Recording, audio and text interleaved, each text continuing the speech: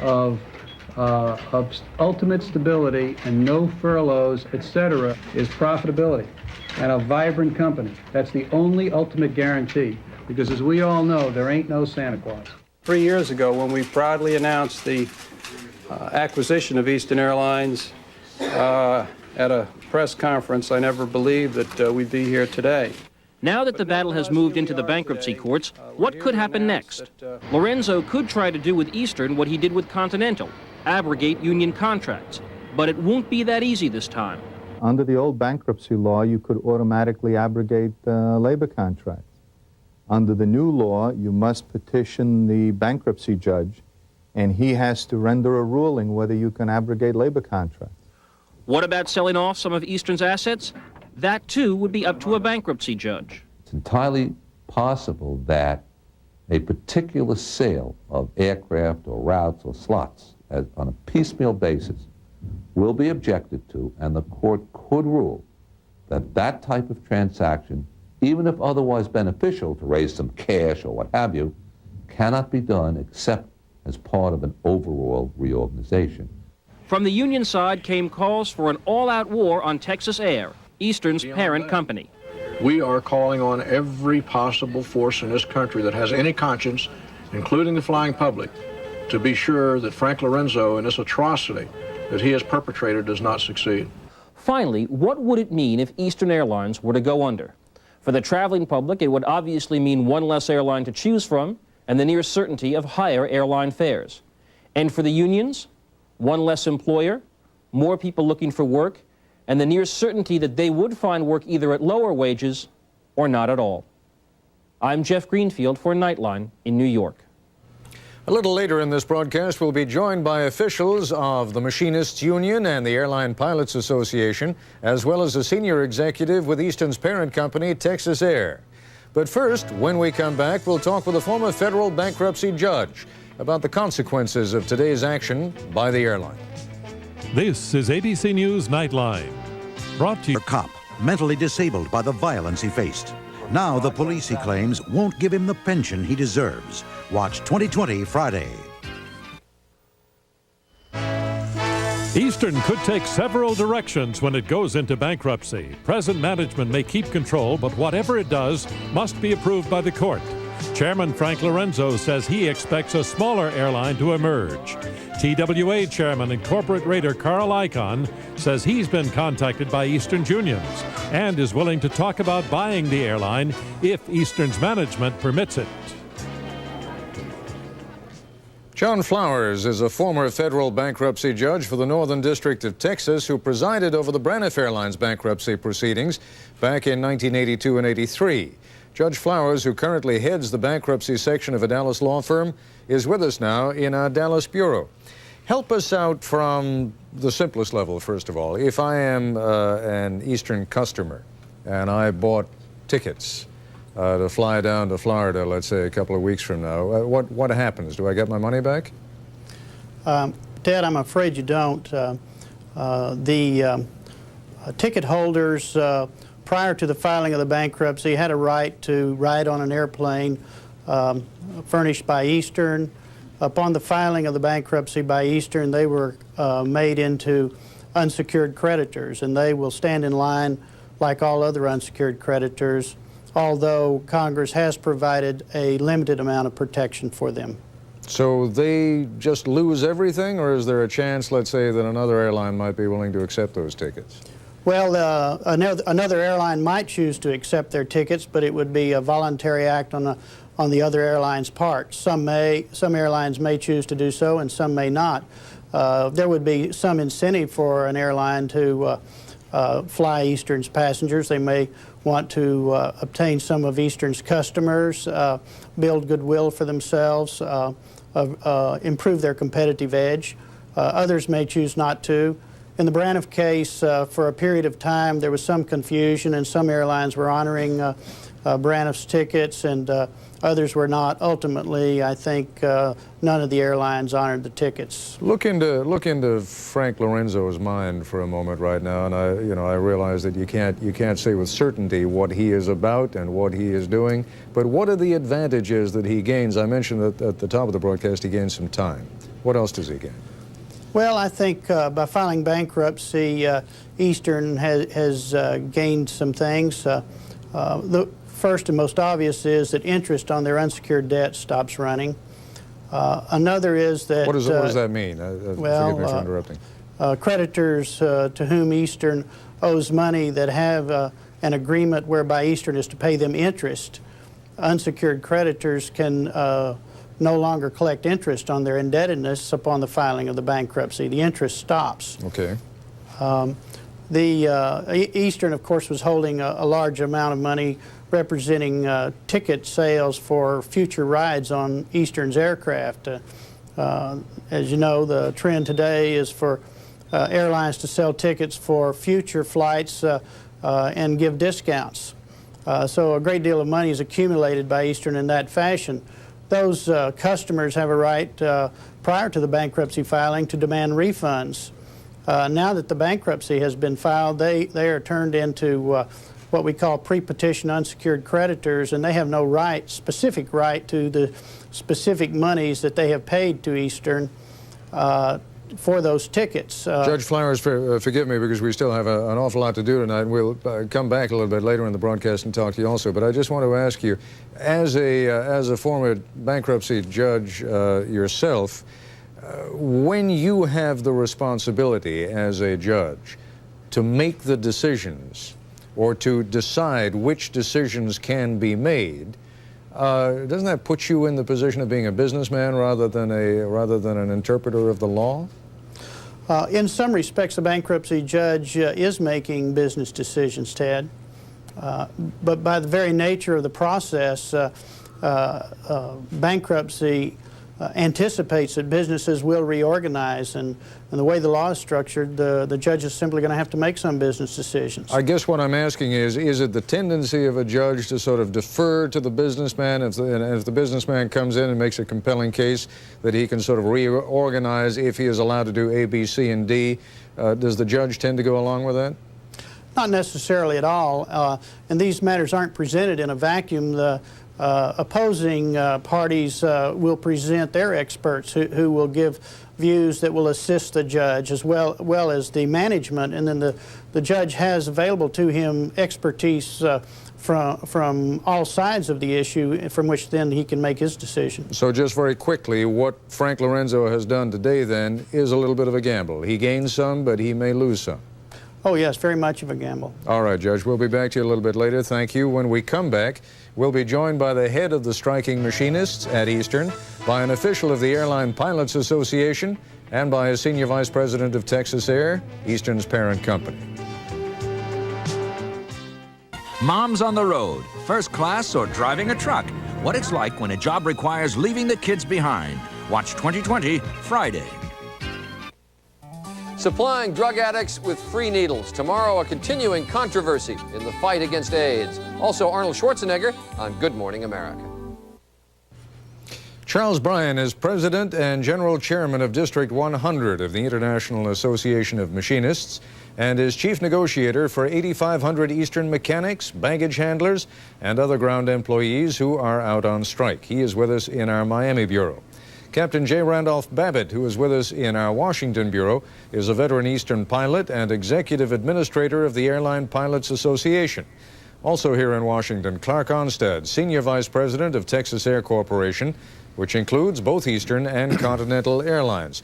Captain Babbitt, I'm sure you were listening to the news conference this morning when the announcement was made of Chapter 11.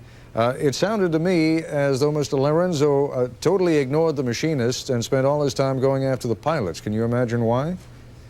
No, Ted, I cannot. We're simply honoring in the trade union tradition a picket line set up by a union on this property. This is a confrontation that has been brewing for a great deal of time, and we're simply honoring that picket line. Well, let me suggest, I think you're being a little disingenuous. They can fly without the machinists, perhaps, but it's awfully tough to fly without the pilots. Isn't that what's getting in his craw?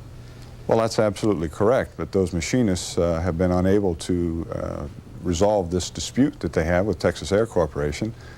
They genuinely have tried every avenue, every peaceful avenue available. They accepted binding arbitration. We, in fact, intervened as the Airline Pilots Association and requested that the president of the country, following on the recommendation of the National Mediation Board, actually appoint a presidential emergency board. That would have been a peaceful resolution of this dispute. Why now? I mean, you and the machinists didn't always get along this well. Well, they have, this is a little different time for us. Quite honestly, this management has been provoking this confrontation, we believe, since we came on the property, or since the management itself, Texas Air Corps, took Eastern Airlines over in February of 1986. We were somewhat surprised, actually optimistic that President Bush would in fact invoke the authority vested in him under the Railway Labor Act and put forth and set a presidential emergency board. He is the first president, I might add, since the Railway Labor Act's inception, 62 years, that didn't follow the recommendation of the National Mediation Board. Let me get over to Charlie Byran for a moment. If Frank Lorenzo went after the pilots, you folks have been going after Frank Lorenzo as though he were the issue. Is he really the issue here, or aren't there some more objective things that can be debated or negotiated? Well, Frank Lorenzo is the issue, not as a personality, but simply because of what he does. I really don't like the idea of personalizing this and so that it looks like an ego or personality event. Well, you sure done that, though. I mean, well, Lord knows done you folks have been targeting Frank Lorenzo to a failure with. Absolutely, because he's been the guy who's led the parade of all of this activity we've been exposed to and the abuse of the employees. I'd like to comment, if I could, Ted, about the comments the bankruptcy judge made earlier. I was very curious that he said that the tickets would not be honored and certainly didn't have much value at this point because of the bankruptcy filing. You know, a ticket is basically like a loan to the company, and then that loan gets paid back when you fly the trip.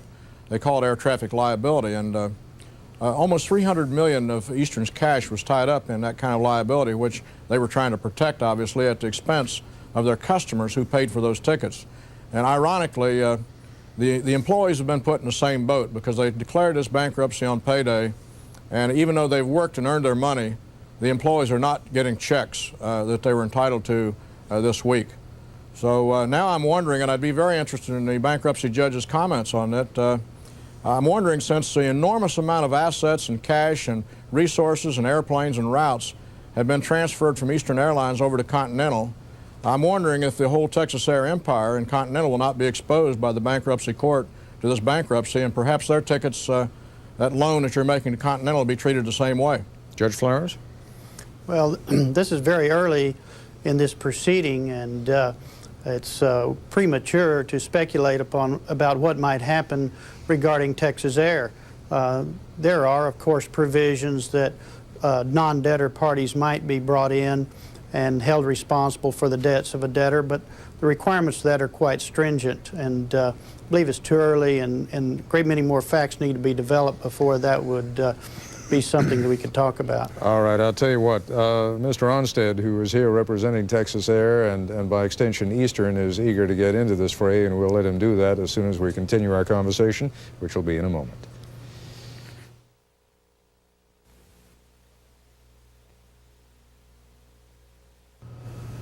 Continuing our conversation now with Clark Onstead, who's a senior vice president of Texas Air, which includes both Continental and Eastern Airlines.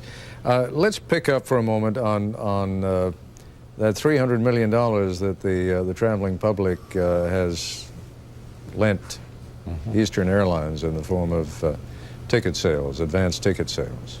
I'm glad we finally got to let the carrier talk about that subject, Ted, because there's been a lot of misinformation tonight, and people have forgotten a very important precedent. First to understand, we didn't expect to be in bankruptcy a week ago, so not all the decisions have been made. However, at Continental Airlines, we went into bankruptcy. We took care of all those tickets. We offered people the opportunity to fly on Continental, and in fact, we got to the point where we gave them 2 tickets for 1 ticket that they held pre-bankruptcy. But you had an ongoing airline there. As we will with Eastern. Well, that's still open to question. Well, in fact, Continental came back from a total shutdown of 2 days, didn't even fly the first 2 days, unlike Eastern, which had been flying limited from Saturday. Fact of the matter is, the longer that Eastern stays out, the tougher it is ever to bring it back, isn't it? However, that's true, but next week we will operate our full South American schedule. We'll operate a full shuttle, and based upon the number of pilots who called in today and indicate they're prepared to come to work and cross the picket line, I think you'll see even more flights in the air next week. When you say you're going to be operating the full shuttle, how many flights a day is that? Ted, it is 15 round trips Boston, New York, and 15 round trips New York, Washington. So how many pilots do you need for that? And are you saying you've got them already, or are you just presuming you'll have them? No, sir. That shuttle is operating on time and full operation today. I flew it today, Ted. I mean, you've got all the pilots. We've got all the pilots. I thought you were saying you were only going to be flying that next week. Oh, no, I was just giving you next week's schedule. We are flying the shuttle today. We are flying limited South America. Next week, we bring up all of South America except Caracas. Plus, continue to operate the shuttle next week. Now, we were talking about $300 million, though, in outstanding loans to the flying public. That's right, and it took a while. Or really, the loans are the other way around. Loans from the flying public to Eastern Airlines. And it took a while to work them off in the Continental bankruptcy. But a lot of these tickets have been taken care of by other carriers. Continental has carried a large number of people. Delta's carried a large number of people, and other carriers have carried a large number of people. So 300 million is a very misleading figure at this point in time, Ted. Where is it that Frank Lorenzo wants this to go? Reorganization, sale to someone else like a Carl Icahn, or is this just a gambit to get a little more time so that there is more room for negotiation? We absolutely want to rebuild this airline. We believe we can bring it back. However, when you say we, you mean under the stewardship of Frank Lorenzo? Under the stewardship of Phil Bakes and Frank Lorenzo. Why? Why do you want to do it? I mean, clearly, his employees don't like him. That's readily apparent. So why does he want to go on with this airline? Why not just sell it? Well, because first off, there's been nobody who's made a viable offer for the company, despite the fact that the unions have spent 3 years now. In fact, even under Frank Borman, they tried to find a purchaser for this company. We were the buyer of last resort in '86. And second, Lorenzo's history is that of an airline builder. Don't forget that when airline deregulation passed, he had 39 airplanes and less than 2,500 employees. Frank Lorenzo is dedicated to building airlines. Charlie Byran, this business of trying to find another buyer. Now, you've had conversations with Carl Icahn, and obviously what what both Mr. Onstad and Frank Lorenzo himself have said today is that it's not enough to have a buyer. You got to have a buyer who's willing to pay a reasonable price.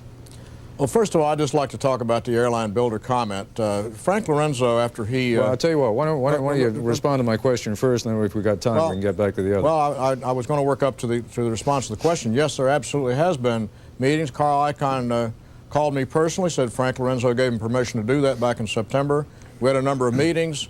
He did make offers. He's never lied to me. He's been very honest with me. He's a tough guy, tough bargainer, but he at least has been honest and informed me about those talks. In fact, Frank Lorenzo himself initiated a phone call to me on October the 9th. He called me again on the 10th, said, I want to talk to you about your deal, what you keep talking about an airline acquisition by the employees. We had meetings. I went to Houston, had a 3-hour meeting in Houston on the 18th of October. At that time, it was a very friendly and congenial meeting. I couldn't have written the script any better, Ted. And he said, I'd like to talk to you about your deal, employee ownership and an ESOP. And for once and for the first time, we actually had the door open so that we could make an offer. The reason I wanted to go back, quite frankly, is we had an investment banker with a confidence letter, and we offered $11.50 cash, considerably more than what Texas Air paid for Eastern, in advance of the approval of the sale. But it was so close to the voting date for the shareholders meeting, the judge would not enjoin that shareholders meeting. But I'll tell you what, I would like to get into that question of whether or not the employees might end up buying Eastern under the arrangement of what's happening right now. But let's take a break, and we'll continue our conversation in just a moment. Yes, again, I'd like to go back to Charles Byran, however. Is it possible for this airline to be reorganized under Frank Lorenzo and for you folks to have a harmonious working relationship with him again? I mean, you've been through a lot of bitter strikes and a lot of bitter labor negotiations, and it always looks kind of bleak at one point or another. But is the well so thoroughly poisoned between you folks that it just can't work again? Well, I had hopes from the meeting that I just mentioned to you in the last segment that there might be an opportunity. I'm never an emotional guy with hate or anything like that, and I told Frank Lorenzo we'd be happy to work with him. Quite frankly, after he made those openings, we had 2 investment bankers with 2 different principals, He rejected all of that. He said he wouldn't talk to him after he promised to take those offers to the Texas Air Board. And the bitterness that started developing after that and his activities in bankrupting his company, when there's billionaires out there wanting to buy it, just didn't make any sense. And I think, yes, the well probably is poisoned at this point, especially with the pilots and all the name-calling and accusations toward them. I think it is going to have to be done another way. Captain Babbitt, does that also represent the view of the airline pilots? To a great extent, yes. We hear a lot of flowery rhetoric about airline builders and substantial investments in Eastern Airlines. I've been here 22 years.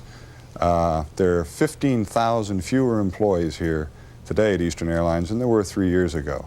Eastern Airlines today generates almost $1.5 billion less in revenue than it did in 1986. That's clearly not a building process. No, but that's exactly Frank Lorenzo's point. The point he's making is that because of the unions and the high rates that are being paid, that he's having to operate the airline at a loss. You're making his point, aren't you? No, sir. That makes a nice rhetorical statement, but the facts, if the revenue base was still here, this was right on the borderline of being a profitable corporation.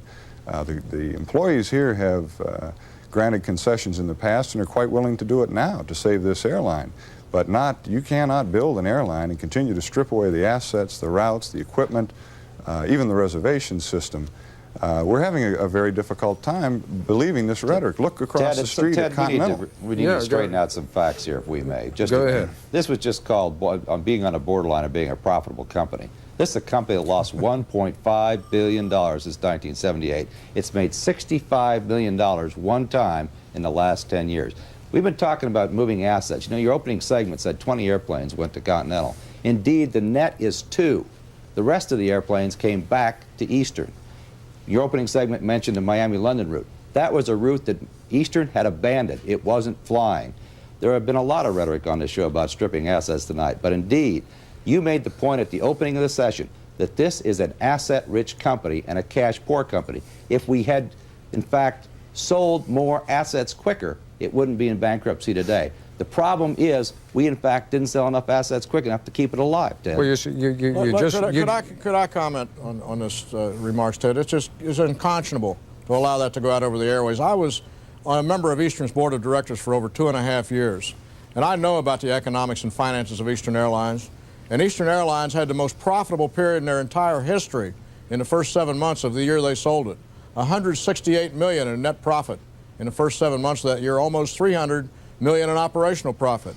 And by contrast, the only time Frank Lorenzo has been profitable at Continental was when he was working in bankruptcy, when he was protected from all the interest rates that the former judge commented on. But Ted, Charlie was on the board of directors, Ted. Now, just a minute, Charlie. That's not fair either, because 6 months after you quoted that profit, that company had the bankruptcy lawyers on the 9th floor of that building the night you forced to pay the air. You better believe it. That's right. 6 months after there was a conspiracy setting it up to sell to Frank in that building. This airline's faced bankruptcy 3 times in 9 years, Charlie. Gentlemen, you know, you've got to realize sometimes you folks end up talking in shorthand to one another because you know what you're talking about and the rest of us out here don't. Let me ask Mr. Onstead one question, referring back to something that both Charlie Byran and Captain Babbitt had to say, and that is the suggestion here that the well is so poisoned that you're not going to be able to reach an agreement as long as Frank Lorenzo is chairman of that company. I don't believe that. The issue is jobs. We got a sick company. We got to fix that company. And talking to Eastern Airlines employees, I believe that they like their company and they'll come back to work for that company. And what we got to do now is stop worrying about who struck John in the past and get on to building this company. Gentlemen, we got one more segment to talk to one another. We'll continue in just a moment. The creditors who no one has mentioned here. So there's a lot more interest to be looked after, and the personalities will just have to go away for there to be a successful reorganization. After all, Chapter 11 is basically designed to be a compromise solution, not a litigated solution. Mr. Byran, was this a smart move for Frank Lorenzo, this filing Chapter 11? Oh, I think it was a very bad move. If it had a cooperative relationship to either deal with us or let an arbitrator decide our contract or alternatively sell it, any of those in a cooperative way, it wouldn't have had all this damage to experience. And I would just say this, as it relates to the creditors and all of those people who are out there subject to risk and damage right now, we would certainly welcome them to take a look at the opportunity working with the employees as the best alternative instead of going down the path of destruction that they've seen happening in the past. All right, Mr. Onstead, a final comment or two from you. I would only say this, Ted, that it's unfortunate that, in fact, the unions have had a plan to force this company into bankruptcy for many, many months, indeed years. In fact, I testified to that and produced documents on Capitol Hill earlier this week. Indeed, the newspapers today show that they've exposed that plan. They intend to try to reach into the bankruptcy court and take the company away. What really we need to do is to come back to work, get this company up and flying, rather than fight it out in the bankruptcy court, Ted. And from the pilot's point of view, Captain Babbitt? Well, I couldn't agree more. We would certainly enjoy a process that would separate the adversarial issues here. But you've got to remember our point of view and who we're dealing with. We're dealing with a management at Continental. They've had, in the last 5 years, 5 new CEOs. So apparently no one is enjoying working over there. We have a great deal of difficulty signing. We're looking for professional security and a future with Eastern Airlines. All right, gentlemen, I have to cut you off at that point. I'm deeply appreciative. I know what a long day it's been for all of you. Thank you very much for joining us. That's our report for tonight. I'm Ted Koppel in Washington. For all of us here at ABC News, good night.